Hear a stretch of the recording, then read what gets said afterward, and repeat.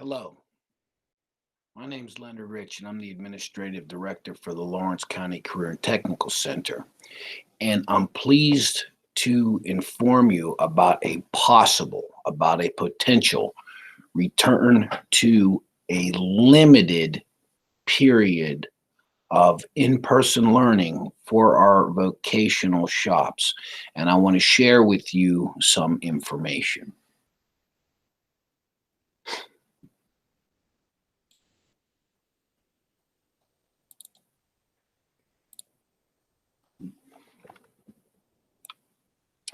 Okay, so over the last week or so, I've been communicating with the superintendents in Lawrence County, and I've been inventorying their interest, their cooperation in a limited in-person learning environment for vocational instruction.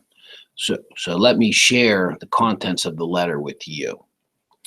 The Lawrence County CTC is planning on a limited return to in-person learning for vocational instruction. You may be wondering why and why now. Here are a few reasons. Since March of last year, our students have lost over 150 hours worth of opportunities for hands-on instruction. We are an approved program of 1,080 hours, with each shop having an approved curriculum that must be accomplished in order for our students to be designated as completers. Our cosmetology students must complete 1,250 hours over the course of 3 years in order to sit for the state boards and become a certified cosmetologist. Our health assistant program offers certified nurse aid. That program requires 120 hours of devoted instruction with state required attendance policies. They physically have to be there. There's no virtual alternative allowed. That's not a CTC rule. That's not a Len Rich rule. That is a state rule. Our students work for certifications. During their senior year, our students work towards NOCTI and NIMS certifications. Last year, all of our students had to forfeit this opportunity. Prior to taking these certifications, our students need the hands-on skills that cannot be replicated in the virtual world. There's only so many things we can do virtually. Our sophomores have been here but for 100 hours. How are we going to advance them in their curriculum when they've just basically completed the safety ends of the training relative to their respective shops? The skilled trades and service industries require hands-on application of the theories behind the skill. So that's why now. Here's how it would work. Each school would transport their students once every 3 school days, beginning December 1st. So let me say that our outside of what I'm introducing, everything else stays the same.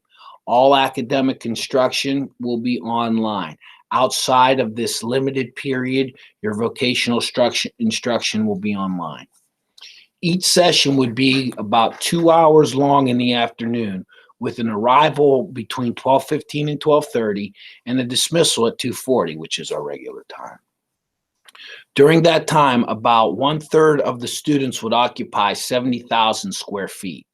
Participation is a district decision.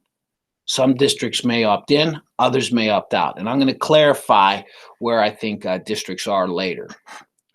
So think about it like a snow day. Snow days here, we might have 3 districts cancel. We might have 5 districts come, or vice versa, or some combination thereof. If some districts want to come, we are open for that limited return to in-person instruction for the vocational areas.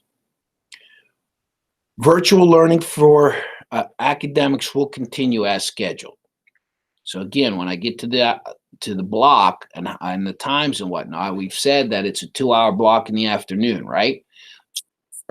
Everybody in the morning will be the same.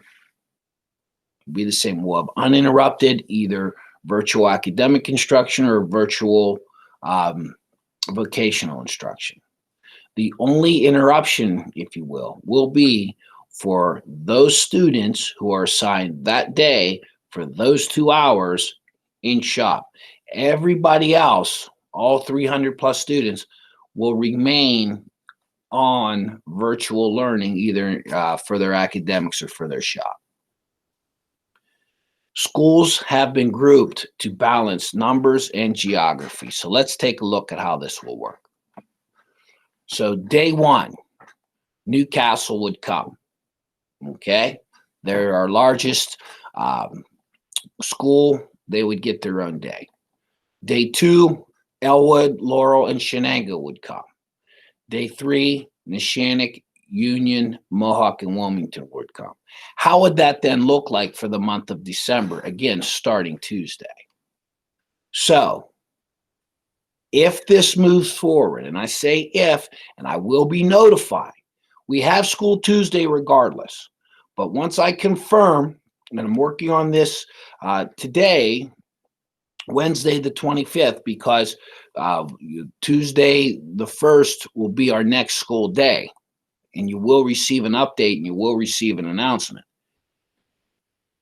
Newcastle would come on Tuesday from 12:15 to 2:30. They wouldn't be here in the morning. They wouldn't be here for lunch. They'd be here for 2 hours and only in their shops. They're not going up to the academic wing.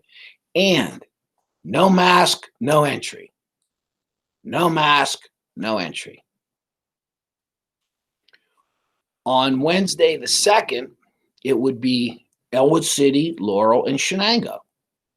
Same thing, 12:15 to 12:30 arrive, dismiss at 2:40. You would only be in their shops and only those kids. Everybody else is on their assigned schedule. It's almost as if we are doing a field trip to the vocational area by school or schools. Day three, Thursday, December 3rd, will be Neshannock, Union, Mohawk, and Wilmington. Then the schedule will repeat on the 4th, back to Newcastle, and then the following Monday, the 7th, back to Elwood City, Laurel, Shenango, the 8th, Neshannock, Union, Mohawk, and Wilmington. As of this moment in time, not all schools have verified. When I receive verification, I will pass along to you, but I can't withhold any more information and not launch this in a timely fashion next Tuesday. If you have question, comment, or concern, you may email me, and I'll be checking my email consistently over break at Lrich at lcvt.tec.pa.us. We're trying. We know that there is no substitute for hands-on instruction. We know that in-person learning is the best environment. We must do it safely. We must do it responsibly. We must follow all state guidelines. We will remain socially distant while here. We will have a mask upon entry. We will wear our mask while under this roof, and we will wear our mask as we leave. We will do what we have to do because we're here, we're ready, we're respectful, and we're safe. And each and every day we go, we're supposed to go, we're there on time, and we use our God-given ability to do the very best we can. Thank you. Have a very blessed Thanksgiving. And hopefully I see some of you Tuesday and all of you at some point next week.